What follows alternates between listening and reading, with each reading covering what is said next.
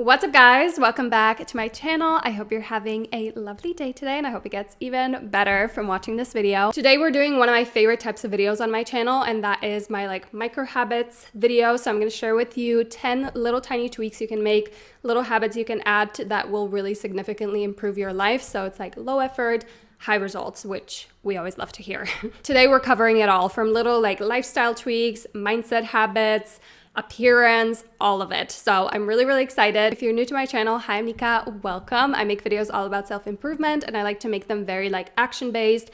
Here are the tools, the tips, so you can really make a significant change in your life. So if that works for you, I would love for you to stick around and subscribe and check out my social media if you want to see more of my personal life. And now, without further ado, let's get into it. Okay, the first one is a very quick one. You guys know how I feel about my morning routine. I'm all about it. I will link my morning habits video down below if you want to work on your morning routine.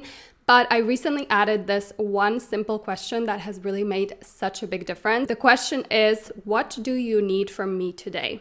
So obviously you're asking yourself that question. Obviously the answer is gonna vary day to day. Sometimes it's like, I need a little bit of fun. I need a 5-minute just relaxation. I need more support or encouraging words, whatever it is. And then you need to find a way to give that to yourself. The first kind of answer that pops up when you ask this question is usually the right one. So just go along with that and obviously fulfill it. Otherwise, there's no point.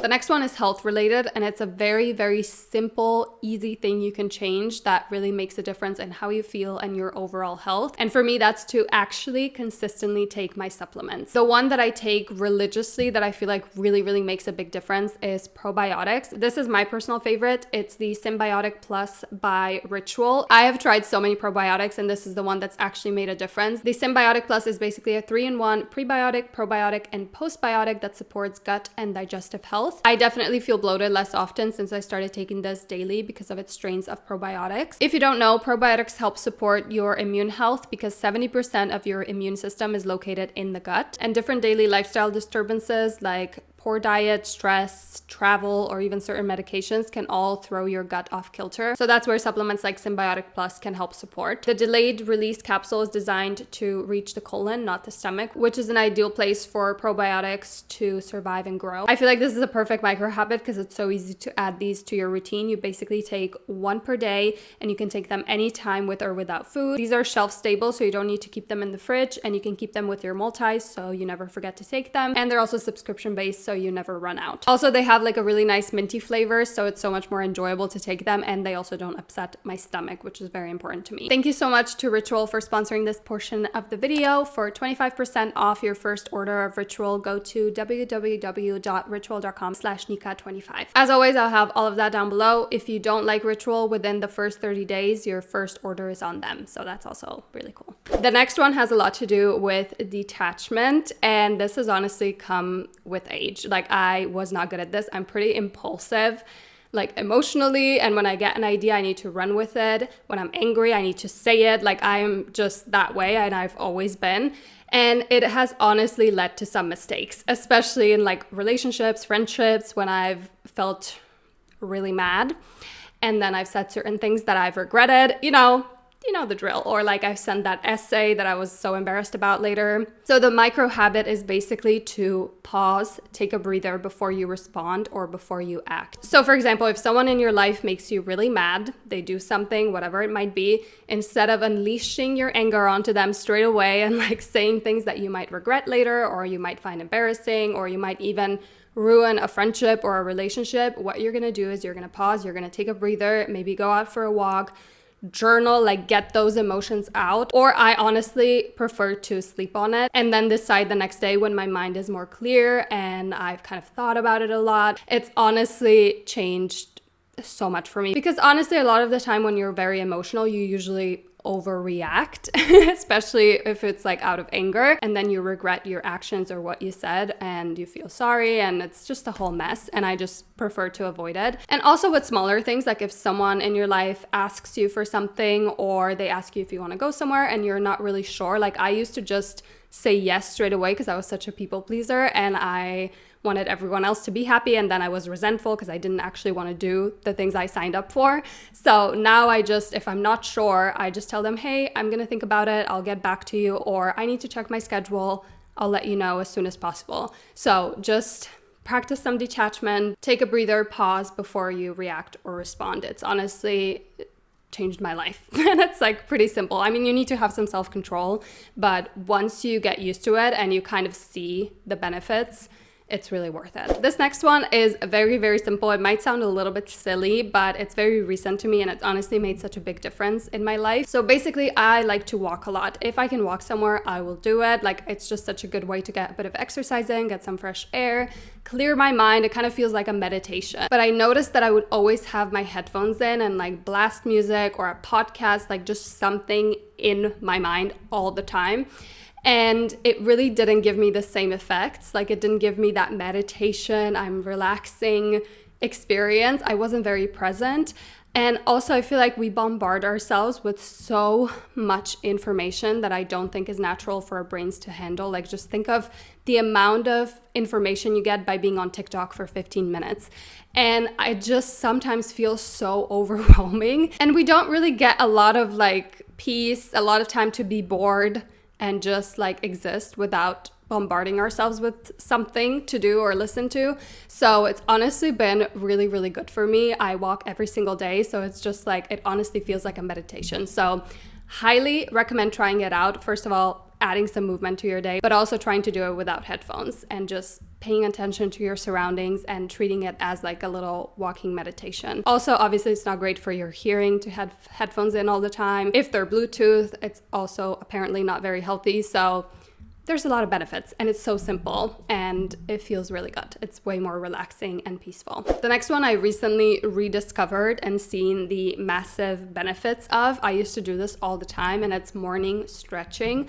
I basically do like a 15-20 minute little yoga stretching routine. I kind of reintroduced it to my daily routine recently because my neck and my shoulders hurt so much just from like being on my computer or on my phone. I also like clench my teeth at night and I just feel tight everywhere and like uncomfortable, and it's not good. And honestly, it doesn't have to be like a whole long extravagant routine. You can just do some stretches after you wake up in your bed for like 5 minutes. Just stretch out your body, do whatever feels natural. If you need some ideas, watch those like yoga tutorials or like stretching routines on YouTube.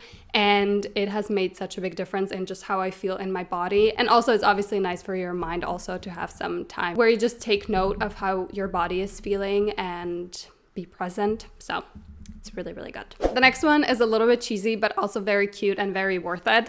And it's to start noticing, like deliberately noticing the beauty in other people and pointing it out if you feel comfortable. For example, when you're standing in a line to get some coffee and in front of you, there's a girl with a really nice shirt, or she just looks so happy, or her hair is amazing. Like, I would kind of take a note of it, but not really consciously. So now I really like point it out in my head. And if I feel comfortable, I like say it to that girl in a line, for example. You're obviously much more like positively focused, and I feel like so much more happier on those days when I'm like deliberately doing this. You kind of start to just notice beauty and like good things all around you, which obviously feels really, really good. Another benefit is that you then kind of see and can point out nice things that you appreciate about yourself.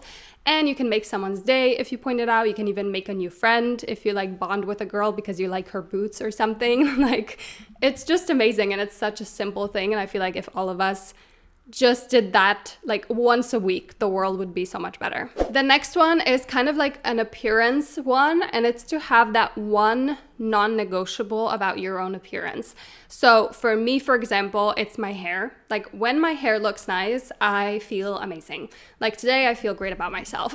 Even if my outfit isn't as amazing, if I have no makeup on, whatever, it doesn't matter. Like, I feel really, really good and confident. Figure out what that one thing is for you. Maybe it's like having nice nails. I'm obviously not one of those people, unfortunately. Or maybe it's like your lips are conditioned and like look glossy, or maybe it's you have nice eyebrows, or you have really nice jewelry on, a good outfit, like whatever it is, make it like your non-negotiable. So if it's your nails, for example, that's something you invest your time and money into, and it's so worth it because you know it's going to make you feel so much better. For me, unfortunately, it's my hair, which makes it very expensive because it's like getting it colored, getting it cut all the time, getting nice products, like a styling tool. It's a whole thing. It's a whole process, but it makes it so worth it to me. And again, it's one thing that I can do, and everything else doesn't really matter that much because I feel amazing. So highly recommend. How many times have I said highly recommend? I highly recommend all of these, obviously. The next one is what I recently discovered is called an evidence portfolio. It's basically like a portfolio of why you're amazing. So you can either draw it, you can write it, you can use like Canva or Milanote or Notion, make a mood board, a physical one, whatever it looks like, it doesn't matter. Just one place where you can keep adding evidence of why you're amazing. I have a whole series about self-worth and confidence. I'll link it down below, but I'm a firm believer that we all have worth. We're all born with like equal amounts of worth. And in order to find it, you need to search for it. Okay. A good kind of exercise to start with is to write a list of your kind of positive traits. So anything like I'm a good cook, I'm very empathetic, I'm a good listener, whatever it might be. And then a list of your past successes and contributions. So successes would be like, I won a spelling bee when I was 8. I like wrote an amazing thesis. I won an athletics competition, like whatever it might be. I got my dream job. Big or small, like write as many things as you can think of. And then contributions are things like, I helped my sister move out of her apartment. I helped my friend through a breakup, like those kinds of things. Just write as many things as possible, keep adding to them, and then you can make a portfolio, whatever that looks like to you. I like to make it very visual, but you can just keep it at a simple list. And then when you don't feel that good about yourself, or when you need a little bit of confidence, a little bit of a push, you can just look at it and feel so much better about yourself. And also making this in the first place is so healing and it feels so, so good. It's honestly worth all the time you're gonna put into it. Trust me. The next one is like a social media detox, or just limiting social media a little bit so you can live your life, honestly, and just have a bit more fun and experience the world. As you guys know, I've been on this journey myself. I did a whole social media detox. I made a whole video about it. I'll link it down below if you want to check that out and get some ideas, some inspiration. But I've really been limiting social media so much since then, and it has improved my life so, so much. So I have 3 little solutions you can try out if you just want to dip your toe into it, if you don't want to do like a whole detox, but you want to try it out. So the first one would be to spend a whole day off social media once a week. For me, it's usually on the weekend, just because I like to enjoy myself and I have so much to do. I don't really have work, so I can be off social media and enjoy myself. If that's a little extreme for you, you can just work on limiting your social media throughout the week in general, like every day. So a more extreme version of this would be that you delete social media apps off of your phone. So when you need to use them, you have to do it on your computer or like going online, which is just not ideal and the most efficient. So then you don't use them as much because it's frankly annoying. If that is still a little bit too extreme for you, the other option is to remove your social media apps from your home screen. So they're still on your phone, but they're not as easily accessible. And then you're going to turn off notifications for all of your social media apps. You're going to set limits for how long you can spend on those and make them realistic so that you actually stick to it. And you can look at your screen time right now and see like what you spend most of your time on, and then try to improve that slowly. If you spend a lot of time on Instagram, for example, a great solution is to mute as many accounts and people as you possibly can. And then your feed is honestly very boring. I mean, you can still go on the explore page, so you still need some like self-control, but it does really help. So again, if you want to see like a whole detox and really dive into this, I'll link the video down below, but these are just like really small tweaks you can make to limit it a bit more and just get the most out of this life, you know, because it's insane how much time we spend literally just behind a screen. It's really sad. I've saved the most fun one for last. I'm just kidding. It's budgeting and saving and just becoming like financially literate. This has honestly changed my world. And this is not an exaggeration at all, okay? It has given me so much stability, which I'm someone who really craves stability. Like I need it to feel sane and to feel okay. Otherwise I'm stressed, I'm anxious, I don't feel good. So it's given me stability. It's also given me so much confidence, which is kind of something I didn't expect, just because it feels so good when you achieve something that you wanted to achieve, whether it's you've saved an X amount that you wanted to save or you paid off your student loans. Like it just feels powerful. It feels so good. So if you are starting from scratch, like you've never researched this, you have no idea where to start, let me know if you want a whole video on this, by the way, because I have a lot to say and a lot of tips to share. But here's a little Sparks Notes version of it. First thing you're gonna do is you're gonna look at your bank statements for the last, let's say 3 months. As many months as you can do, the better. And then you're kind of gonna track how much money you spend in different categories. So you're gonna look at groceries, eating, drinking out, different bills that you have, buying clothes, beauty, whatever. You can make as many categories as you want to, but you want to kind of get a clear idea of how much money you spent in a month. And then when you have a few months of expenses that you can see clearly, you're going to limit yourself. The more you limit yourself, the harder it's going to be, but also the more you're going to be able to save. That is totally up to you and something you're going to have to figure out.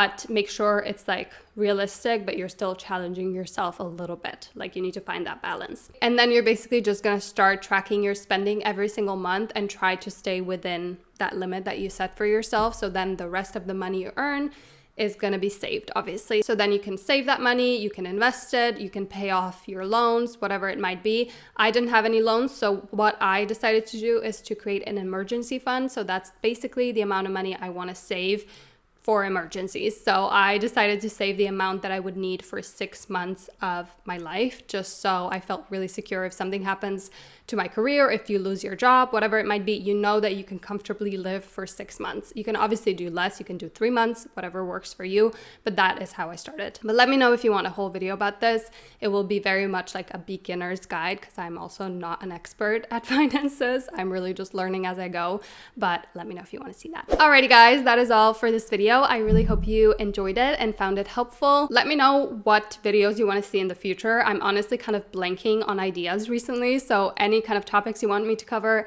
please let me know. And if you enjoyed this video, make sure to subscribe and stick around and check out my social media for more about my personal life. Thank you guys so much for watching, and I will see you very, very soon.